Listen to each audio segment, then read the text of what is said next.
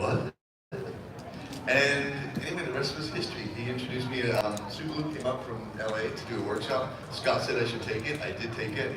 And she remembered me when she came back up to audition for G.I. Joe. And I auditioned for that, and I got Sergeant Savage. And then after that, I got Cobra Commander. The rest is, it just kind of went on from there. But yeah, I've been really fortunate. So yeah, that's how I got started. It was the first thing we did together was G.I. Joe. Yeah. I was cast as General Hawk. Oh, that's right. Yeah. It was fun. We had a lot of fun back then. The community was really tight.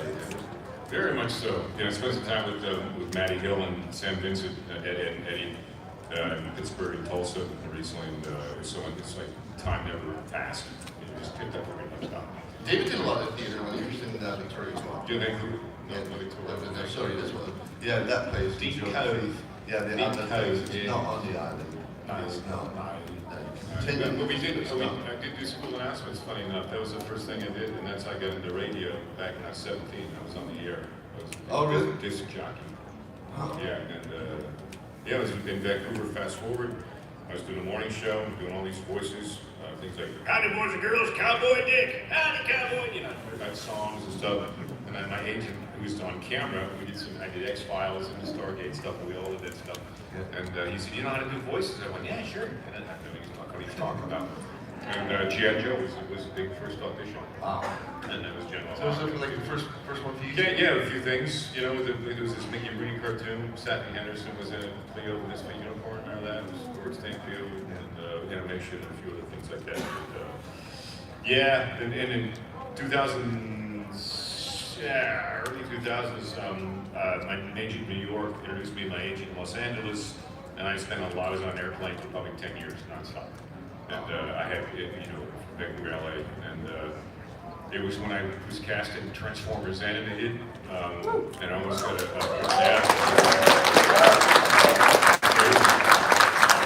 I was up for a role in the Star Wars universe, and I thought, oh my God, how am I going to do this? And so, 2006, we were making plans to move down, I was in the air too much.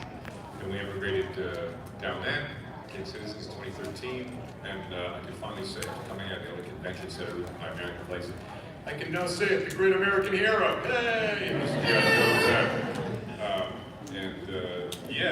It's just been, what a run, man. You guys all make it so worthwhile, because, I have to keep telling you the tables know you is know us, and it keeps the stories and things alive, and it's so fun. And to be able to be hanging out with you again is cool, man.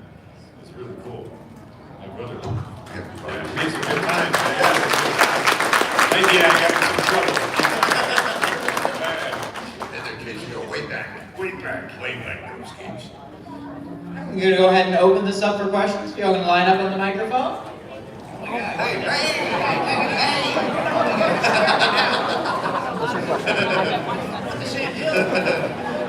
Okay, come on. How much did they pay you guys to do this? What's going on? Like, make the boys feel it.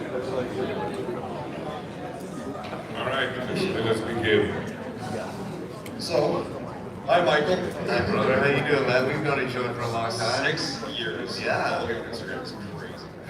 I'm Michael, otherwise known as TFA1024, the TF Addict on Instagram and YouTube. David, I've been wanting to meet and reach out to you for so long, so it's a pleasure to finally see you.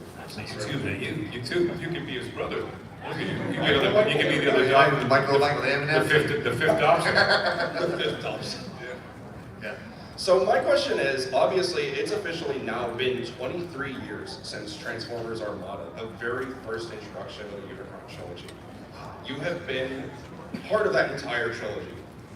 What was the most fun you had voicing as Megatron and Starscream in that continuum?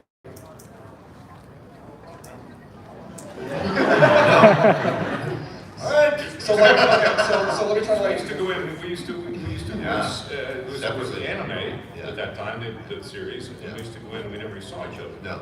And it was all analog too. Right. So it was a completely different experience than doing ADR now, which is all digital and it's so fast, and they have lip sync software and all kinds of stuff there. Whereas we were doing it, after you finished doing the take, you're like,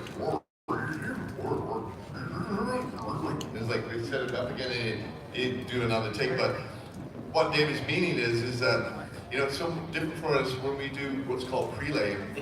At least before COVID and everything, we used to all be in the studio together. And so we have so many memories of being together and, you know, just having fun and various things happening during reads and somebody just improvising when they shouldn't be and cracking everybody up and stuff. But I think probably, I don't know about for you too, but I think the first time that you got to say transform, you know, because right? Yeah. It just, that is kind of a hype moment. Yeah, you kind of stop for a second. Transform. You're reminded of what property you're working on. And also, this is a big deal, right? Like, Yeah. we get to see, like, who else in the whole universe gets to say transform other than these characters, right? Yeah, it was pretty amazing. That was pretty cool. The first time you got to say that. Transform, yeah. Yeah, first time you say transform. It's a big responsibility when you say those words. You know? Yeah, of course. Especially when you're like holding up big names like Megatron and Starscream, Yeah. which you guys have held up fantastically for that whole It was weird, because I remember catching myself after I said it, and then just laughing and looking at everybody through the glass and going, I just can't believe I just got to say that. That's so cool. And I was going to say, Wonder Twins in the form of, you know. In the form of, yeah. That's funny. Thank you for being part of my childhood as well. Transformers Armada has been like the #1 inspiration for my passion. My late parents also are very big contributors to the passion. So wonderful to meet you, David. Cheers.